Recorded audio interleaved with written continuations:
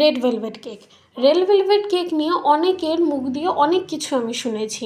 অনেকেরই ধারণা থাকে এটা তো একটা লাল টুকটুকে একটা স্পঞ্জ, এই কেকটার আবার এত দাম কেন? অনেকের ধারণা থাকে ওই তো একটা ভ্যানিলা স্পঞ্জের উপরে বেশি করে ফুড কালার দিয়ে দিলে সেটা নাকি রেড ভেলভেট কেক। আদেও কি সেটা সত্যি? একদমই না। যারা ভাবে যে এটা একটা শুধু লাল একটা স্পঞ্জ, তাদের জন্যই আজকের এই ভিডিওটা। আপনারা কোনোদিনও রেড ভেলভেট কেকের সাথে অন্য কেকের তুলনা করতে পারবেন না, বিকজ রেড ভেলভেটের রেসিপি থেকে শুরু করে ক্রিমের প্রসেস পুরোটাই আলাদা।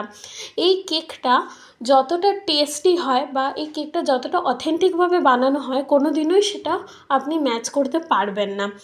আবার অনেকেই বলে যে রেড ভেলভেট কেক, এটা তো রেড হওয়ার কথা।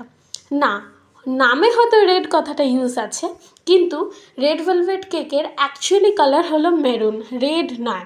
যাই হোক, অনেক কথা বললাম তোমাদের সাথে, আসা যাক মূল কথায়।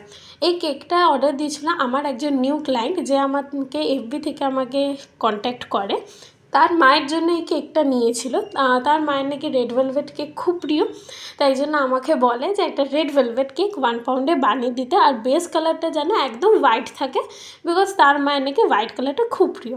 তা আমি ওই মধ্যেই হোয়াইটের মধ্যেই রেখেছি, আর কিছু ফ্লাওয়ার ডেকোরেশন করে দিয়েছি। মা বলে কথা, সুন্দর তো আছেই, মা তো ফুলের মতন সুন্দর, তাই জন্য একটু ফুল করে দিয়েছি। তোমরা জানিও তোমাদের এটা কেমন লাগলো। চলো আজকের জন্য টাটা।